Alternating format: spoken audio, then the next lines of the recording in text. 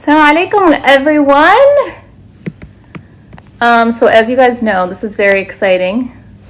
We are starting off our halaqas again. These used to be on YouTube, and we are doing them instead of me leading them. We're gonna have a different woman every day, and here she is. Assalamu alaikum. Wa alaikum salam wa rahmatullahi wa barakatuh. How are you? I'm good, alhamdulillah. How are you? Alhamdulillah. I gotta tell you, Melanie, man, I've done a lot of lives, but you're probably the first one who made me a little nervous today. What? Well, I'll tell you why.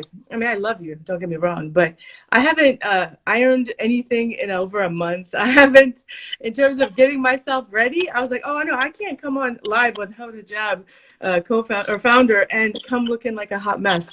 So I took out everything, a new shirt, everything's new. I was like, I gotta go. If I'm gonna go on this live, I gotta go all in. So, and of course, I don't know if you recognize, but I had to come representing. I love it. The best under, I don't know, you did not ask me to say this, but I absolutely love this thing. It's like it just stays on. I don't have little annoying hairs. So thank you for all that you do. You're like one of those people who's just, mashallah, gifted in so many ways. You're a beautifier, but you also bring out the best in people. And so I literally wore my best for you today. Oh my God. I hope you are happy with that. You look so beautiful. You did not need to go above and beyond or do anything out of the ordinary. You are amazing. Just you're so sweet. I even got my glasses, my blingy glasses on. I normally have another pair, but I was like, no, I gotta come corrected. I got jewelry on, but I thank you because it actually feels good. I was like, man, I miss getting, I need to go reintroduce myself to my wardrobe because I'm in a pajama party for over a month. It's yeah. So alhamdulillah. But thank you. I'm so happy to be here. Oh, we're so happy to have you. And what's funny is I dress down because I'm like, okay, halaqa time. Don't go crazy on the makeup. That's so funny. But thank you so much for being here. You're kicking it off for us. This is really exciting. So we really wanted to highlight just incredible Muslim women, particular religious leaders in our community. And I don't know if you had, maybe you heard about it or saw it, but we did a communal dua a few weeks back, and the response was just so overwhelming that women clearly really, it was an opening for them, and it was cathartic and healing and a release, and we wanted to really keep it going in Ramadan. So well, I know that it was with a dear sister of mine, dear close friend of mine, Zainab, right? Zainab, yeah. Yes. I'm sad to have missed it. I don't know if there's a recording. I would love to watch it, but I heard about it. So, and she's amazing in every way. So I'm not surprised at all that people responded so well to her, mashallah. As are you, alhamdulillah, two powerhouse women. And the third, here we are. So sweet. So just to kick this off, like I said, we're going to be doing this every week. It'll likely be on the weekend, and we really want to bring it back to basics. So not get too complicated in terms of topics, but really get back to the basics. So today is starting with Allah subhanahu wa ta'ala, really just talking and thinking through who is Allah subhanahu wa ta'ala, what should he mean to us, his attributes, how to develop a relationship with him, how to feel a personal connection with him. And we're so honored to have you to speak on that.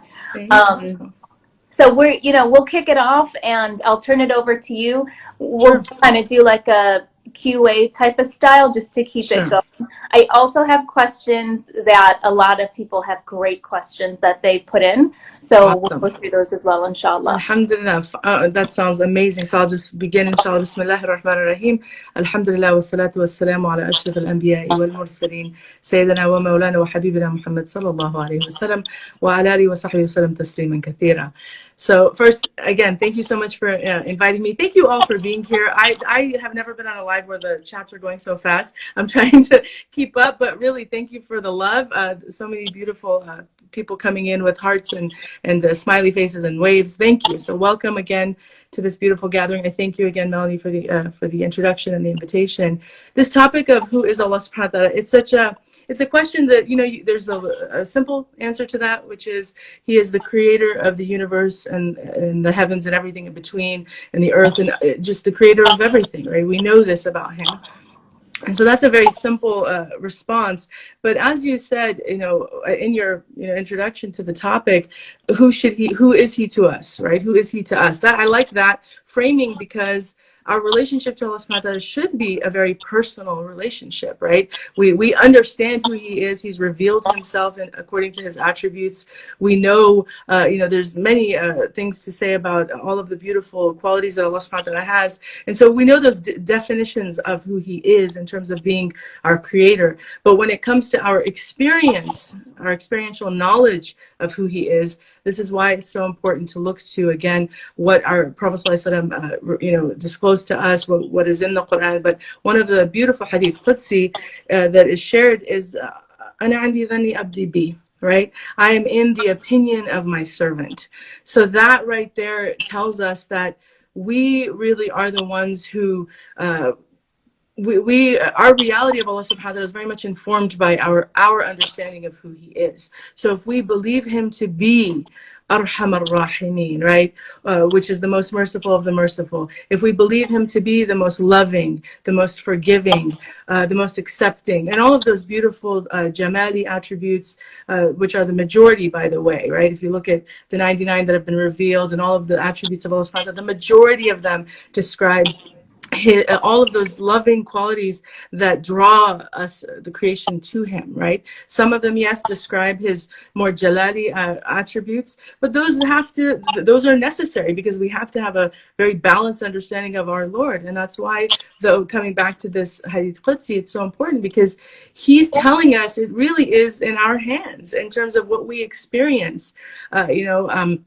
in this dunya, but also our just experience of him. He will confirm what we think of him. So this puts the onus back on us. What do you think of your Lord? How do you define him? If you define him as something, to be afraid of, right, which a lot of people, unfortunately, they don't quite understand, then they may not have a very deep connection with him. But if you, again, just remember that that everything that he does for us is in our good, right? Everything, even when we're in difficulty and we have challenges, that it is because we know that he's the most just and he's the most compassionate, and that he, by the way, has disclosed to us, in the Quran, that this life is a test and a trial. So it's not like it's a secret, or that, he's, what I mean, that he didn't share that information, that we will have difficulty in this world. The transparency is clear, very transparent message. This is why you were created. You were created to worship me. You will go through certain tests and trials. And that is to draw you closer to me, right? And so we have an understanding of what trials mean, especially for the believers, right? We should be very clear that when we're being tested in this dunya, it is a mercy. It is out of his rahmah. But again, all of this is informed by what we believe him to be. And so if we can, if we have these ideas that are unfortunately, and sometimes we borrow from other sources that we're not really clear on what our own tradition teaches us, or we're just listening to maybe other people's reframing of things. We need to take, this is why personal responsibility is so important. We have to go back to, as you said, the basics, learn our aqidah, learn who Allah subhanahu wa ta'ala is, learn that there is an order to this dunya. There's this beautiful hadith, for example, which really, to me, kind of just puts it all together. But there's a hadith where the Prophet ﷺ, a man comes to the Prophet ﷺ and he says, what is the worst thing that a human can incur from Allah subhanahu wa ta'ala? And he says, his wrath. So then the man says, well, how can I avoid it, right? I don't want to be ever to receive Allah's wrath. And the Prophet ﷺ says, do not become wrathful. So then this is actually, there's this beautiful description that Shaykh Hamza Yusuf in Purification of the Heart has about this hadith. And he mentions there that this exchange is telling us something that people need to understand, which is this idea of reciprocity, right? That if you want to see certain things in this world, if you want to have certain experiences, Allah subhanahu wa ta'ala there is the system, that's the formula. Do whatever you put out there in the universe will be done back onto you. So if you're a person who is, again, like I referred to, you're someone, mashallah, who is who uplifts people. You're a beautifier, right? You're putting beauty out into the world, and you're encouraging people to put beauty in everything they do. Inshallah, that is going to be returned to you, inshallah, in this life and the next life. Allah subhanahu wa ta'ala is going to put beauty in your life in every form, right? In the people that you are surrounded with, in the work that you do. And I'm certain of it. I've seen some of your lives. I've seen some of the things you do. Mashallah, you are surrounded by, it seems, beauty in so many different forms. And that's a reflection of you. Do you see? So this idea that whatever we do is going to be manifested to us is telling us very clearly who Allah subhanahu wa ta'ala is, that he's giving us the ability to create our reality in this world, and it's all in our hands, and it's all in our perception. So go back to that again.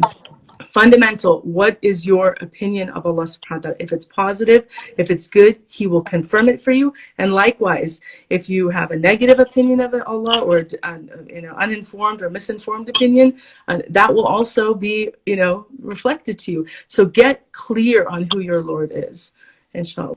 So what would you say for those who are having a hard time thinking positively of Allah subhanahu wa ta'ala? Maybe they're wrapped in inner guilt from not turning to Him, not praying, committing sins, or just, like a rancor of the heart or bitterness where it's hard for them to think of Allah subhanahu wa ta'ala in a positive way. How can we get towards the positivity in Husn Islam? Alhamdulillah, very good question.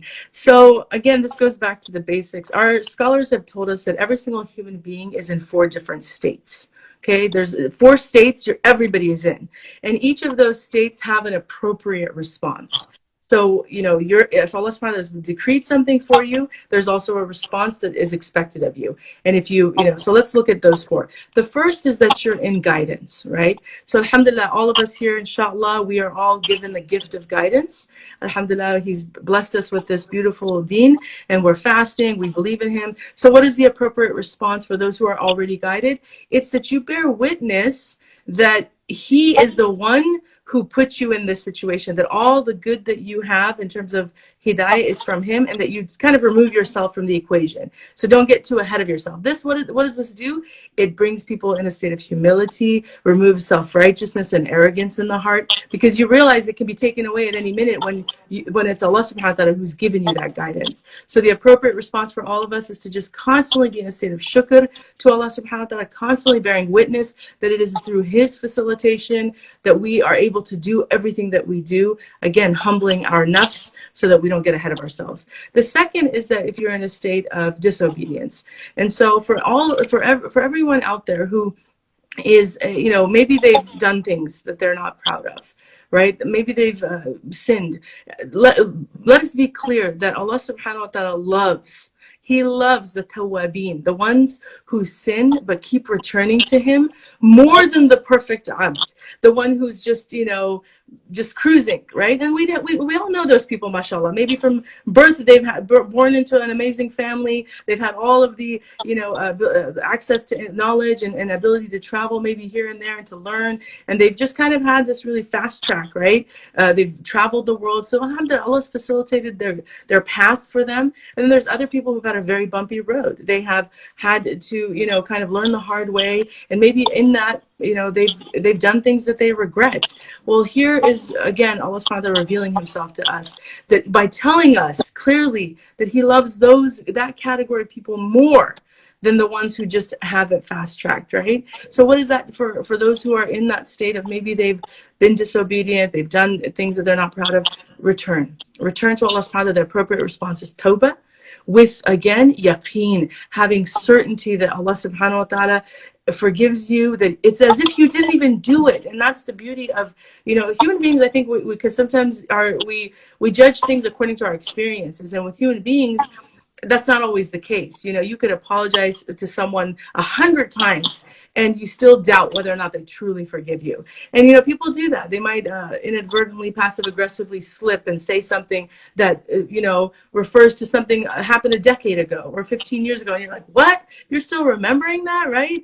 And so human beings, we do that. We're very quick to sometimes and do things like that, or just not forgive and withhold forgiveness. There's a lot of people who are hurting immensely because they have been, they've maybe done something that they're not proud of, but the people in their lives haven't really received them well. And I actually had a sister call me recently, or I'm sorry, not call me, she messaged me in a state of panic. She was in a state of panic on email, and I was like, subhanAllah, she told me she's done something. She's like, I've done something terrible and I feel really horrible about it.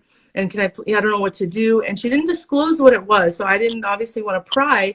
And I kind of just tried to gently remind her. But then she just asked me, and eventually she just dropped it on me, what she did. And she committed a sin. And I just was shocked, not by what she did. I told her, I said, I've heard a lot of things. That doesn't surprise me. But rather that one of the closest people to her sibling, who she had shared it with, told her that she was basically unforgivable, that what she did was unforgivable. And that is what put her in this state of just absolute, she was falling apart because she entrusted someone who unfortunately didn't give her the right message. So we have to remind people the door of Tawbah is always open. So if you're in that second state, that's the appropriate response. Allah subhanahu wa ta'ala wants you to return, keep coming, even if, again, the sins amass, as we know the hadith, right, to the foam of the ocean, or they reach the sky. Why did Allah tell us these? Why did the Prophet reveal these hadith to us? Right? Why? It's because he's letting us know that Allah subhanahu wa ta'ala, there's no sin that's great that is that Allah subhanahu wa ta'ala can't forgive. So don't block yourself from returning to him. The third state, if you're the first was guidance, misguidance. The second is, oh my God, I'm totally losing my track of thought now. The third state, I've been doing these talks so many times, it's slipping my mind. Just give me a moment. So it's guidance, misguidance, and then bala. Sorry. So the third state is tribulation. So if you're in a state of tribulation, which is so many people right now with this whole pandemic, everybody's concluded that, oh my God, is this like a punishment, right? Is this a punishment? Why is this happening to us? I wanted to actually share an ayah from the Quran that speaks to this, because I think it's so beautiful. Allah subhanahu wa ta'ala is answering this question about thinking that coming to these conclusions without really understanding who he is. He says, let me see, where did it go? Bismillah. This is in chapter 4, verse 147, right? Surah An-Nisa. He says, why would God punish you if you are thankful and believe in him?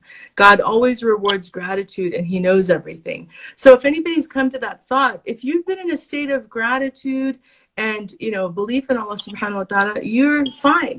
Let's be clear about this. So but again, when a tribulation comes, what's the appropriate response? It is sabr, right? It's to have beautiful patience, to realize that Allah subhanahu wa ta'ala already told us, he informed us, this place is going to be a place of tribulation. We're going to be tested, but be patient, just like Prophet Ayub alayhi salam, just like Prophet Yaqub alayhi salam. There's so many beautiful stories. Prophet Yusuf alayhi salam. Why do we know their stories? It's to tell us that beautiful patience is rewarded in the end, right? And on a personal note, just for those who are out there, I'm going to share something personal, because I want people to really, to understand that these things are real, and they're not. I'm not just speaking from a place of where I'm repeating to you verses, but I haven't experienced these things.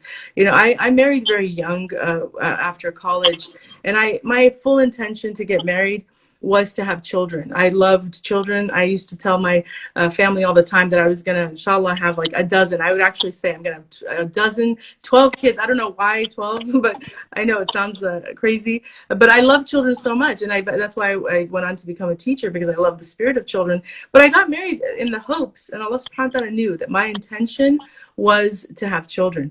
I married someone that I didn't, I knew him for a short time, but I was kind of the mindset at that time that you don't do long engagements, it's haram. You kind of, basically, if you find someone who's a good match, you marry and khalas. So on paper, everything was great, mashallah. He was almost a half of the Quran, we were a similar age, all the things were checked out, right? I did everything that people do. I did istikhara. We had, 2 conversations, and then he came and he engaged. It was just, he asked for my hand. The process was very quick, right? Now, I want to be clear. Why did I get married? And I again, my number one intention was to have children. 4 years into that marriage, I found out, and he found out, that he had the worst form of infertility a person could have, right? Azoospermia, where you can't even do in vitro. It's a really devastating diagnosis. And I went on, we continued the marriage for about 4 more years. So I was married for a pretty, big part of my 20s. But all of that time, I watched friends, siblings, so many people have children. And alhamdulillah, Allah subhanahu wa ta'ala brought me beautiful company. This is why suhbah matters, because the people who you spend time with and the teachers that you have are going to either help you process and cope with these types of devastating situations or not, right? So I was very blessed to have really great people around me that helped me to understand that I made a choice to marry someone with an intention. And as we say, we plan, Allah plans, He's the best of planners. And then something, clearly that was not in my plan happened, because there's no way that I would have ever imagined that I would have been, that would have happened to me, right? That now I'm with this person and we cannot have the one thing that I really wanted for marriage, right? So alhamdulillah, though, what I did is I went inward, right? And this is, I'm speaking very personally here. I went inward because I made a choice. I said, I can either, wallow in my self-pity and sadness and fall apart, right? Which is, necessary. And yeah, for a while I did that. I'm a human being. And so I can stay in that state, or I can step back and say, Ya Allah, you knew, right? You knew why I wanted to get married. And because I trust you, I trust that you know better for me than what I know for myself. I am going to just accept your decree. As painful as it is for me, I'm accepting it because I made the decision to marry this person. And yes, I had a hope, but I'm a loyal person. So that's why I didn't bounce, and it's okay. Some people, they can't handle that type of a situation and they may wish to end the marriage quickly. But I stayed for another 4 years trying to process, whether or not the relationship itself could stay together, right? And we worked on it, but it just didn't happen. So, and why I'm sharing this is because what happened to me at the end of my divorce, the period, is something that I have a confirmation. There's ilm al-yaqeen and ayn al-yaqeen. There's different haqq al-yaqeen, right? There's different ways of certainty that Allah subhanahu wa ta'ala, will show you how to certainty. But in my experience, I had absolute haqq al-yaqeen that this was from Allah subhanahu wa ta'ala. When after my divorce was finalized, or before my divorce was finalized, I had the opportunity to go and make umrah, and I was blessed with that opportunity, alhamdulillah, as a facilitator, as part of the group, but really someone who is kind of in a leadership role. So I go there, and I had no intention again to marry. I actually, during my iddah, one of my best friends had come over because, I didn't leave the house too much. And we were talking. She's like, you're going to find someone else. And she's being a bestie, right? And I just told her, I said, listen. And I had this crazy list of things that I was like, it's not going to happen, because the guy that would probably be a really ideal match for me and my family after all of this would have to have this quality, this quality, this quality. And I made this crazy checklist, arbitrary, totally on the fly, right? I had to put some thought into it, but it wasn't something that I wrote down. I was just kind of naming things off. So anyhow, I go to Umrah, and why does this guy suddenly appear out of nowhere? I mean, he's a student on this trip, right?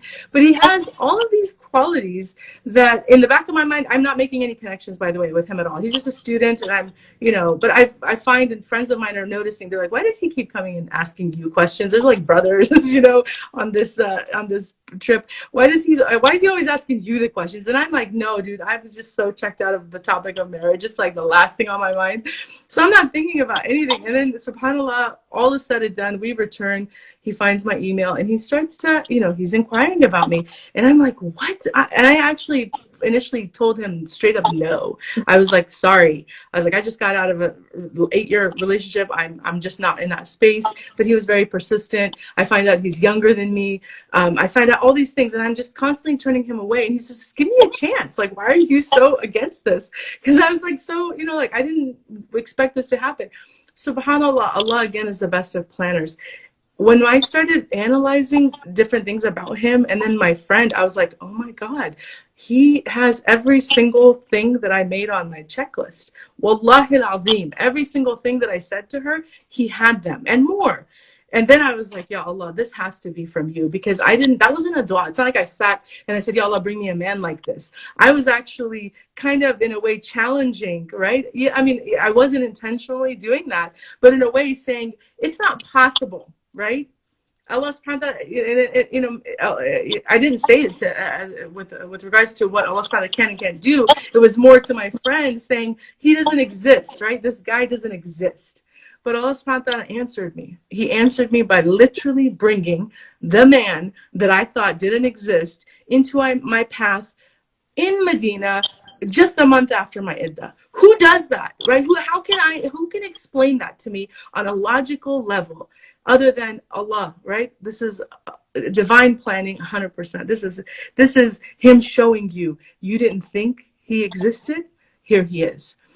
And alhamdulillah wa shukr lillah, September of that, just 2-3 months later, I was engaged. We were married.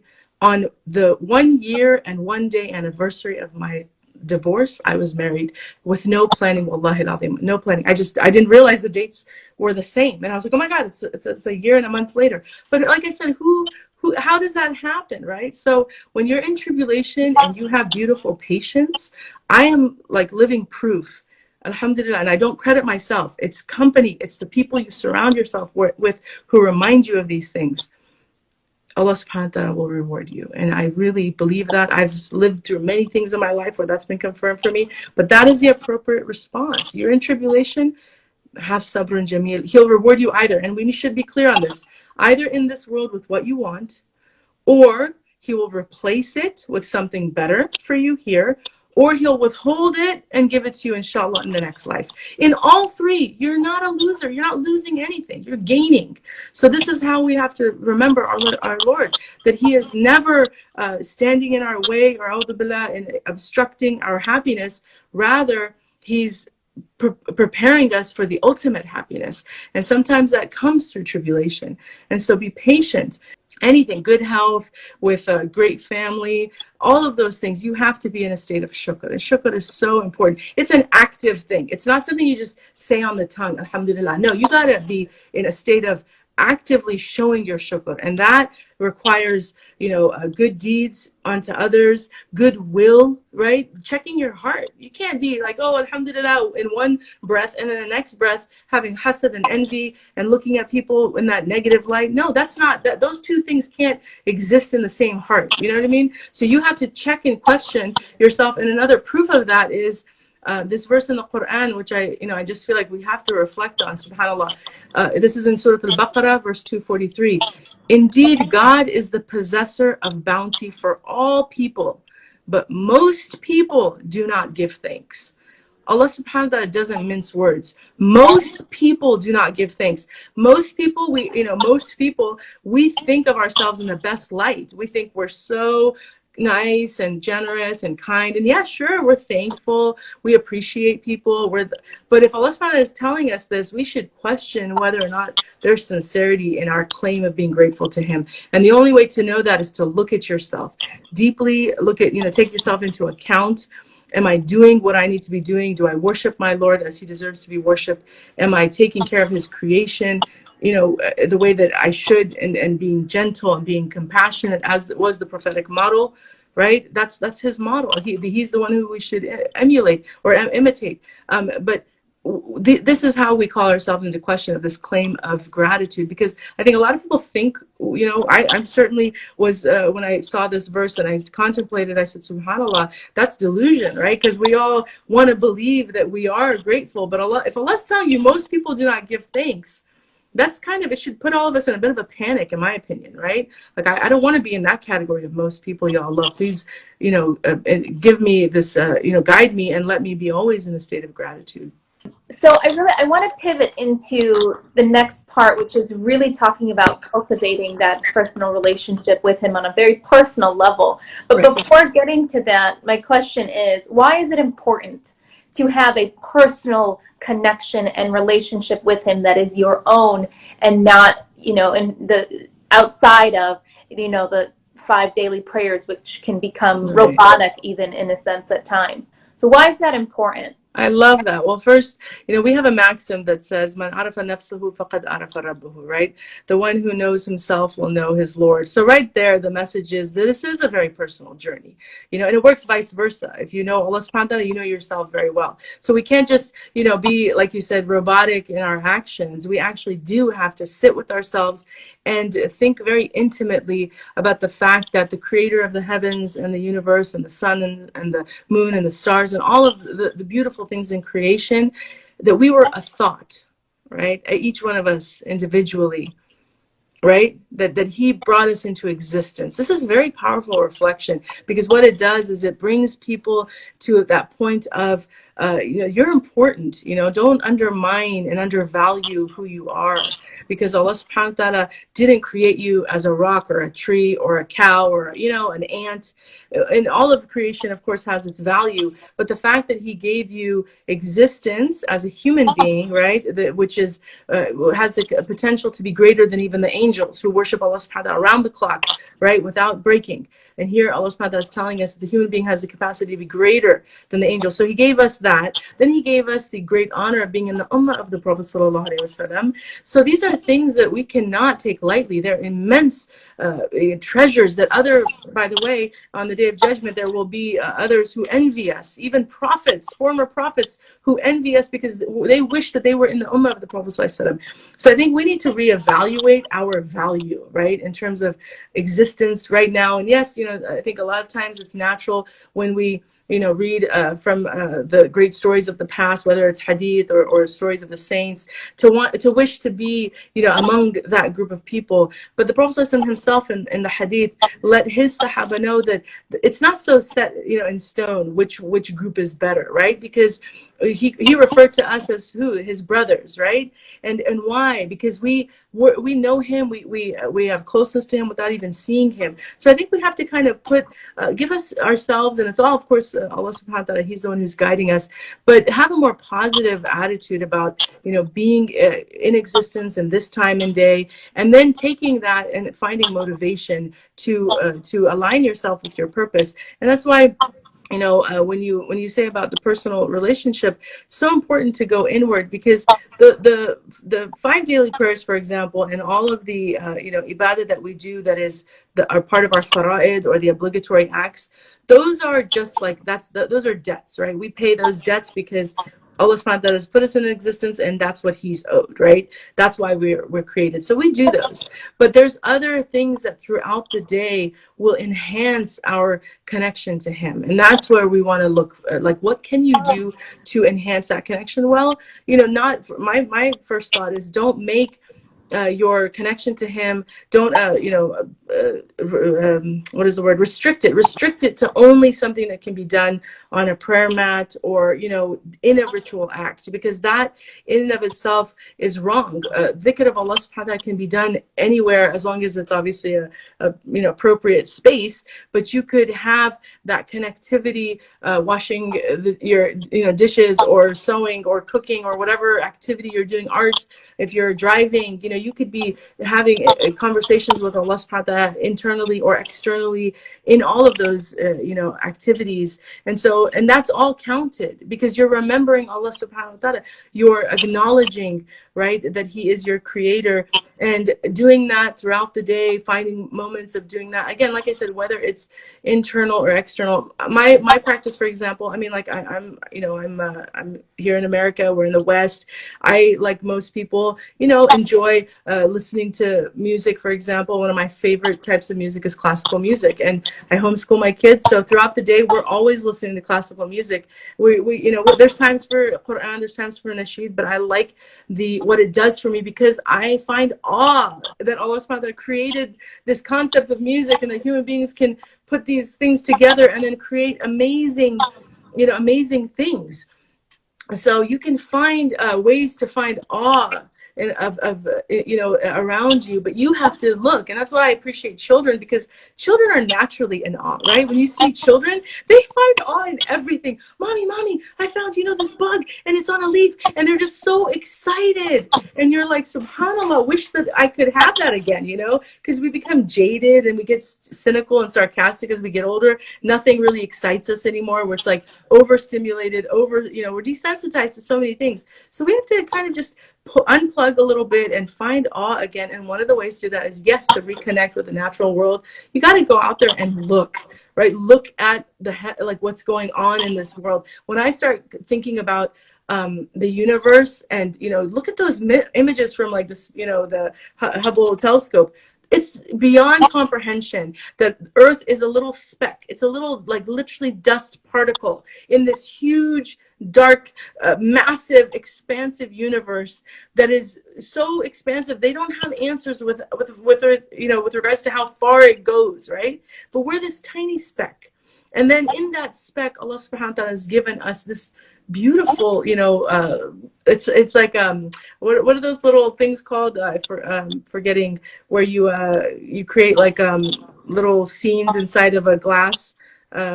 I forgot the term for it, but it's kind of, that's what or even like a snow globe, right? Like you think of a snow globe, and it's like always these beautiful scenes, idyllic scenes inside snow globes, and you can just marvel at looking at it, and then you shake it up. It's something that just brings all that positive feeling, right? The Earth is like that. It's like this huge giant ball just spinning in this massive darkness. But look at what's happening inside this place. I mean, have you ever, I'm sure you've traveled and you've been on you travel a lot, mashallah. But when you're in an airplane and you're looking down, right? Isn't it the most fascinating scene? It's like, subhanallah, what human beings have been able to achieve, what we're doing. Like, it's just so beautiful. But this is how we reconnect to our Creator, is to have that awe. And then you take that awe and you find the moments, I call them, I don't call them, but they're, someone I know refers to them as heavenly winks, because Allah subhanahu wa ta'ala is sending messages to us in our lives. So many things happen that are hard to explain for people, we call them coincidences. There's no such thing. Those are messages, but that's to always bring you back that there is more to this than you just live, eat, drink, and then you die and you go 6 feet under. There's much more to life, and you need to remember that your purpose is, there's a reason for why you're here, and that the story, there's more to the story after this place, right? And that is where that reflection of there's more to the story, right? I have what's in front of me right now, but there's more. And one of the things that I was thinking about this morning is, subhanallah, people, time is a creation of Allah subhanahu wa ta'ala, and He's outside of time, right? So in His knowledge, if you think about it, in His knowledge, this is already over, right? We've already arrived at our destinations, every one of us. Jannah's already happening in the knowledge of Allah subhanahu wa ta'ala. That's why we have hadith that describe on the Day of Judgment, this will happen and this will happen. People sometimes wonder, well, how is that? Because they think we have to wait for it. No, we don't. We have to wait for it. But in the knowledge of Allah, He knows. That's why He's telling us, right? He's telling us that this is, these events will take place, because they will take place. But if you think about that it's already happened, right? And then you come back and you say, well, now that I know that there's a story to be told, my story, right? How is my story going to end? What's the ending? Is it a cliffhanger? What is it? What's the ending? I get to determine that with my actions every day. If my story is going to be an epic story, is it going to be a memorable story? Is it going to be forgettable, right?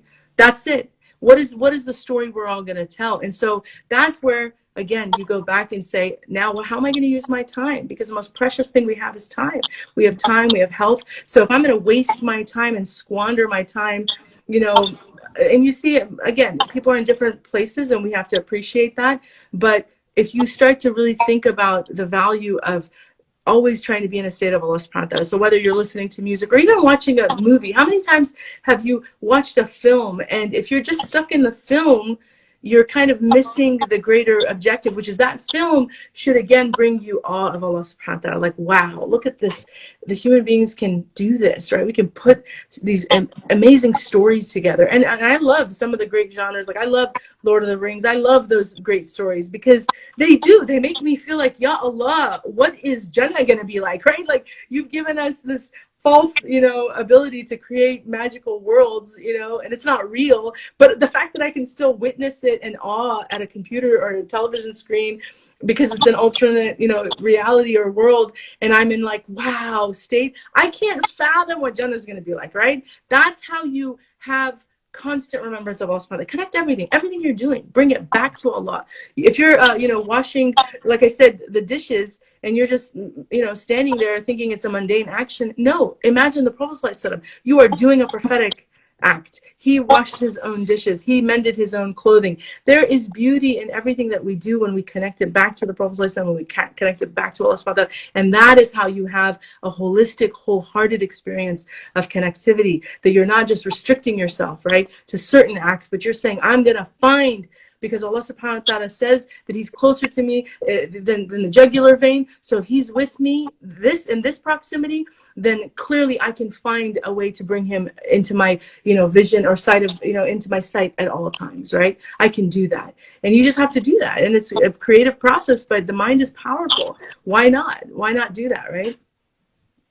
I love this so much. I love the idea that you can be in a state of ibadah or worship at any time, all day long. There were a lot of girls and women who, after the dua that we did, said, I didn't even know you could speak to Allah subhanahu wa ta'ala in this way. I've never, been a part of something like this where you can even just open your heart in this way.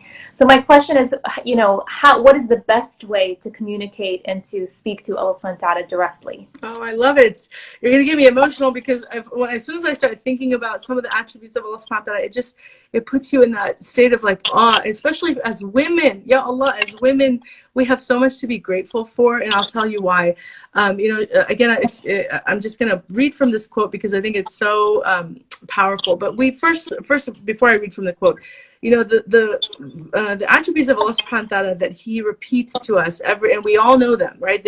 There's 99 and there's other attributes as well of Allah subhanahu wa ta'ala that he's revealed. But there's two particularly that we all know very well because we say them every single day, inshallah, repeatedly. But to actually know their meanings is just mind-blowing. Bismillah, Ar-Rahman Ar-Rahim, right?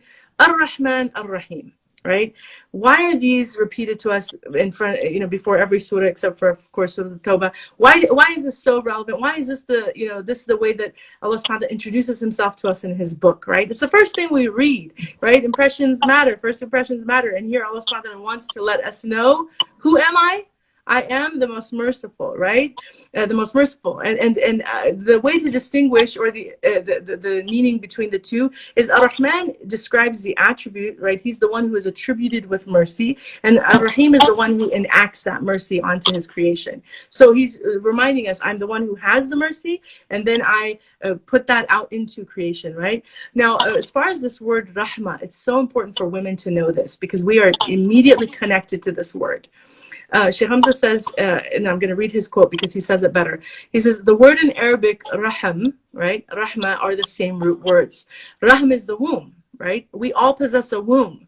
Inshallah, all of us are, we possess that womb. The womb and mercy, because the essence of mercy is in the womb, come from the same root words. That is why Allah has derived the womb. I'm sorry, that is where Allah subhanahu wa ta'ala has derived the word womb. He actually derived it from his name, the merciful. So our womb is directly connected to this attribute of Allah subhanahu wa ta'ala. And then he says, so the womb is derived from an attribute of God. That is what women have that men do not have. That is why the humanizing factor in societies are women.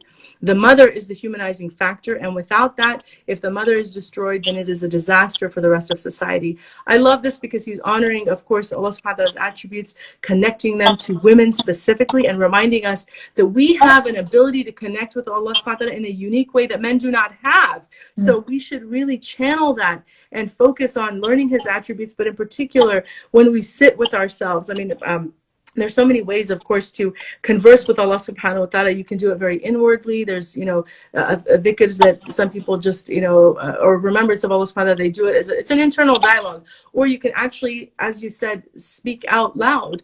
And those are 100%, valid. You should do that. It's actually recommended to do that. I found myself, and sometimes, before AirPods and before headsets, I probably looked real crazy in the car talking to myself because there's nobody sitting next to me. But it's okay. I was talking to Allah, and I would sometimes, if I came from a tough, had a tough day or a meeting or something that wasn't going well, just purge, Ya Allah, give me patience, Ya Allah. And sometimes even as a mother, Ya Allah, you gotta call out to him. And so you can talk to him in that way, or you can just pour your heart out.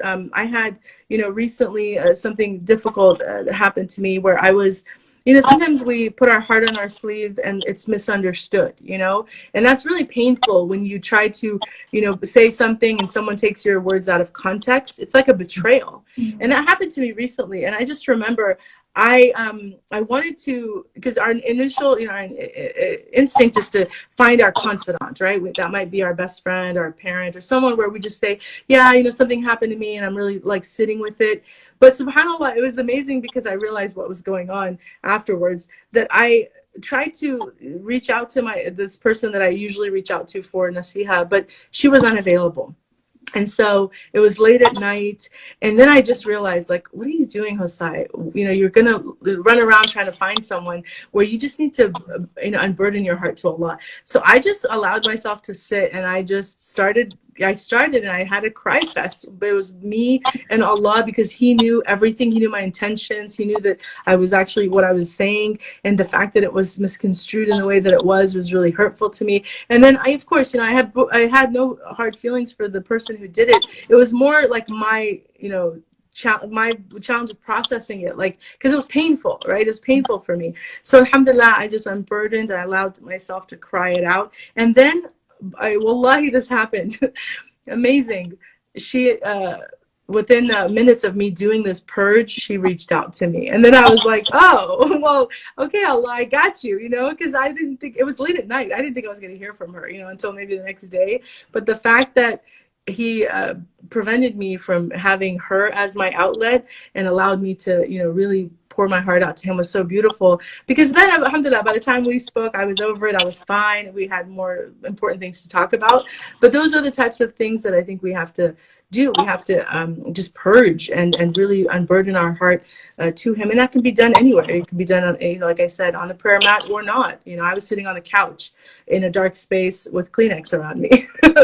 Oh man, that's incredible, and something we all need for ourselves with it, whatever we're battling, whatever we're going through in our own, personal lives. What if you're overwhelmed? This one person specifically said, "How to even start when I feel nothing and I can't express emotions." Okay. To me, I interpreted that as like a feeling of numbness or a hard heart. What do you recommend for those who are having real trouble? Alhamdulillah, I'm so glad you asked that, because there is this kind of understanding. Some people, I've heard people say this, that they, expect to feel that feeling of awe and khushu, and that is what, propels them or takes them, to the prayer mat and to start to worship more, because the feeling entered their heart and now they want to act, right? And so we have to step back and say, that feeling is a reward, right? It's kind of like when you exercise, right? You're not going to see results right away. A lot of people will hit the gym and they want, to start losing weight or developing muscle, whatever they're looking to do right away. And if they don't see the results right away, they kind of think it's ineffective. That's not true. There's a lot of stuff happening that's helping to get you to your objective, but you can't just quit because you don't see the results, right? So that numbness is part of the process. You need to push past it. So you keep going, keep at it. And also, as I said before, trying to do this on your own, this journey of Islam, is difficult. We are a deen of Jama'at, sisterhood, brotherhood is very important. So you have to also look for good companionship. If you don't have that, I pray that Allah subhanahu wa ta'ala bring you beautiful people that uplift you, that hold you, that remind you that you can do this together with. Even the Prophet ﷺ, he was the Prophet of Allah, but he had his besties, you know what I mean? He had Umar and Abu Bakr, and they were like side by side with him everywhere. And of course he had his wives, but he had people that he leaned on for strength. And so we can't try to, tackle this beautiful, journey of life. First and foremost, we can't do that, practically or just even on a material level by ourselves, because we're created as social beings. But spiritually is the same. And that's why I think a lot of people are having a hard time, in this pandemic or quarantine, because that's been removed from us, that jama, that strength. But important to establish, again, look for companionship. I've had people, it's very sincere people, mashallah, who are new to the community, but I love their sort of go-getter attitude. I just moved here, but you know what, I really would love to spend some time with you. Would you like to, meet for coffee or whatever? But they kind of push until, because they're looking and they're like, I'm trying to make friends of a certain, caliber or whatever, and I'm looking to make those connections. They're not just waiting for people to just fall into their lap, right? So we got to be more proactive and seek out people. So if you know a sister in the community or in your area that you feel is strong, and she just someone that would likely be a really good companion, reach out to her. You might think like, oh, I don't want to be vulnerable, but you know what, vulnerability is a strength, and that's just a bottom line. We have a really just wrong understanding of what vulnerability is. And what's interesting is, I think it was Brené Brown, the famous researcher, who kind of made this clear. But she said, what's interesting about vulnerability is in ourselves, we see it as a moment of weakness, right? Like, oh, I'm opening up, I'm being exposed, I feel exposed. But she said, when you see someone else being vulnerable, you're like, wow. Right? We find strength in watching other people being vulnerable, but when we do it, it's like, oh. And that's, of course, because we have other voices in our head that want to deter us from good. So shaitan will always make things look a negative light, but don't push past that. Be like, you know what, I have to be a go-getter. I see someone who's going to help me in my journey, I'm going to go after them, because that support system will help you. But in terms of your personal ibadah, keep going. Don't give up, and don't think that the results are going to come to you overnight, because Allah subhanahu wa ta'ala wants to see the sincerity, right? If it's about quantity, you got the wrong formula. It's about quality, and that quality develops over time, and your again, good opinion and your patience, because it takes time to reach that, to that level, inshallah, of nearness and connection. For some people, yeah, maybe it can come quickly. Of course, Allah is the one who determines that, but to give up because, oh, I'm numb, is just waswasa. That's just shaitan. He doesn't want you to even get past first, like the first step. So he'd rather you quit. But I also wanted you to address Cindy's question, who asked, I'm much better at writing than I am at speaking. Can I write down the way I feel? Yes. It's just good. Oh my God, thank you. Actually, I love that question, because I'm a writer. I love to write, and if most people who do, follow me, they follow me on Facebook because I write more. And only in this pandemic have I been doing these lives. I never did them before, actually. So I credit you, because this is hard work, to come on here and to talk to a screen. I mean, alhamdulillah, we're interfacing, but some of the lives I've done is just me talking, and I'm like, this is so awkward, because there's like nobody on the other side, and I feel really weird right now. But anyway, I credit those who've, mashallah, I've been doing this for a long time. But I love writing, because I think writing is an absolutely beautiful gift that Allah subhanahu wa ta'ala has given us, with all the gifts he's given us. But the ability to communicate is so amazing. And I marvel, honestly, at language. I marvel at the ability at watching my children from when they were younger, to picking up words, to like the other day, my sons will sometimes surprise me, but they'll like know vocabulary words that I think are way above their age level, and I'm like, where'd you learn that from?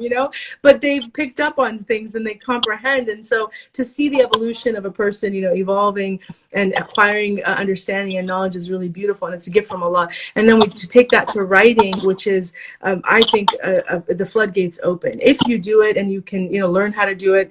It can do that. And that's why just to, again, because of time, I have so many thoughts that are coming to me. But one of the things that I frequently talk about is emotional intelligence.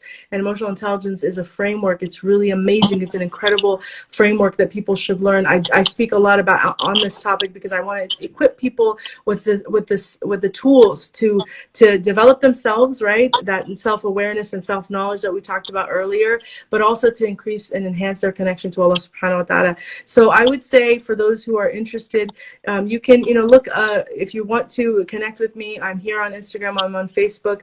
I would love to give you more information on emotional intelligence, but I truly believe and I'll try to just quickly summarize why I feel that this is such a powerful toolkit that people should understand to really better themselves. Because according to the most famous, or the expert authority on emotional intelligence, his name is Daniel Goleman. He outlines 5 qualities that a person has who is emotionally intelligent. And emotional intelligence, by the way, is now considered the higher form of intelligence. It's not a matter of IQ, right? Just determining, having reasoning skills or critical thinking skills or whatever. It's not that. It's now, are you able to have certain qualities that will help you in your relationships with people? Because that is truly indicative of your intelligence. And that's why the Prophet ﷺ was the most emotionally intelligent person ever to have lived, and will remain that way. But the qualities that he's outlined are: number 1, self-awareness; number 2, self-regulation; number 3, motivation; number 4, empathy; and number 5, social skills.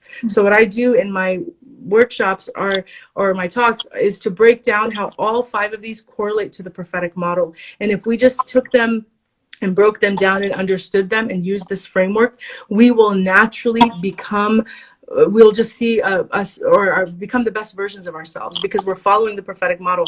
The framework is emotional intelligence, but it really is following his model. But it's just done in a very orderly way, so that I think it gives people, especially in the modern world, more clarity on how to do this, right? So when you talk about self-awareness, this is what we're doing. We're talking about, knowing yourself, right? Knowing your temperament, your personality, knowing Allah subhanahu wa ta'ala, why you were created, what's your purpose. All of that is part of that self-awareness, right? Real inner dialogue. Then you move to self-regulation. This is tazkiyat an-nafs. This is now, you got to learn how to regulate, and you have to learn how to differentiate between your nafs and shaitan, and all the different inspirations we get, because there's 4 sources of inspiration. And people don't have clarity on that, right? Like, how do I know if this is a nafsi thought or if it's waswasa? Well, there's ways to know that. So tazkiyat an-nafs teaches you how to do that, how to go back again to your own specific individual issues that you have to work on, right? And then you move into motivation, which is to remind you, why are you here, right? Allah subhanahu wa ta'ala says, فَأَيْنَ تَذْهَبُونَ? Where are you going? How'd you get here? Where are you going? Do you even know? Let's study the lives of the soul from the primordial realm until the day of judgment. The soul travels, and we should know the soul's travels. That will tell us why we're here, what we're supposed to do here, and how we can, inshallah, arrive in the best states at the end, right? That final part of our story. And then the 4th is empathy. Subhanallah. Is there anybody more that we need to look to other than the Prophet ﷺ to learn about empathy? I mean, he had empathy for everything. He had empathy for rocks. He had empathy for trees. He had empathy for mountains, for animals, and of course for human beings of all ages and ranges and socioeconomic backgrounds. So we need to up our game. We need to learn these things, right? So empathy. And then that moves into social skills. Subhanallah. If you have all 4 of these down, you're going to have the ability to move into this great expansive world that Allah subhanahu wa ta'ala has gifted us with, and be able to connect with people, meet them where they're at, extend that prophetic beauty to them, impact them, but also just, reciprocity, mutual respect, right? Learn about people's cultures and religions. And I was telling a group recently that this is something that really, alhamdulillah, helped me when I learned about this, because the Prophet ﷺ was, again, so in tune with people. He would learn different dialects and learn how to speak, to people, especially, in that part of the world, in Arabia. But they had different dialects. But he took the time to learn their dialects, and when he would do dawah to them, he would speak to them on that level. So I said, when I was younger, I'm a polyglot. I love languages, and so one of my closest friends was actually Filipina. And so I'm going to now put you on the spot here, Melanie, see if you can call me out. But she taught me a few terms that I just would memorize. And then I would use them whenever I was around Filipinos, and they would trip. They'd be like, "What? You speak Tagalog?" But it was the quickest way to connect with people, strangers. I swear I did it to strangers. They would be talking in straight up Tagalog, and I can hear it. I know what Tagalog sounds like. So I would stand there and I'd go, oh, talaga, hindi ko alam. And so I would say things like that, or, whatever I knew. And so they would trip, but such an instant connection. Where did I learn that from? Where did I learn to do that? It was the Prophet I said, if he did that with the tribes, the varying tribes in Arabia, I'm going to do that. I'm going to go and see my groups of friends and have the respect and the desire to get to know them. And to just, it's so simple. I just learned a couple of phrases. Salamat, very simple. Mahal kita. But what does it do, right? It's someone from that background feels instant connection, social skills. So all of this, subhanAllah, is understood in the framework of emotional intelligence, which is the prophetic model. So if you want to learn more, you can definitely follow me or message me. I'd be happy to give you more information. But do you have that? I know you said you go through those in a workshop. Do you have one available, or?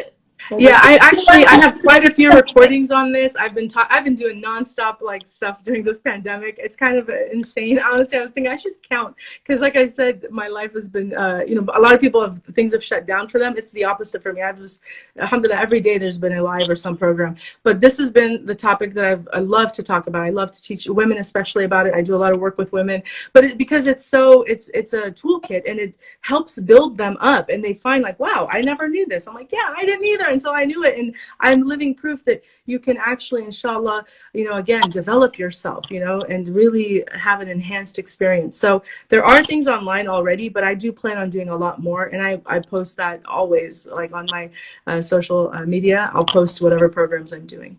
Perfect. So everyone, make sure you follow Hosai on Facebook and Instagram. Sweet. It's pinned here. You can see Hosai Mojo, and that's the same name on Facebook as well, right? Yeah, I think so. Yes, inshallah. Jazakallah khairan. You're so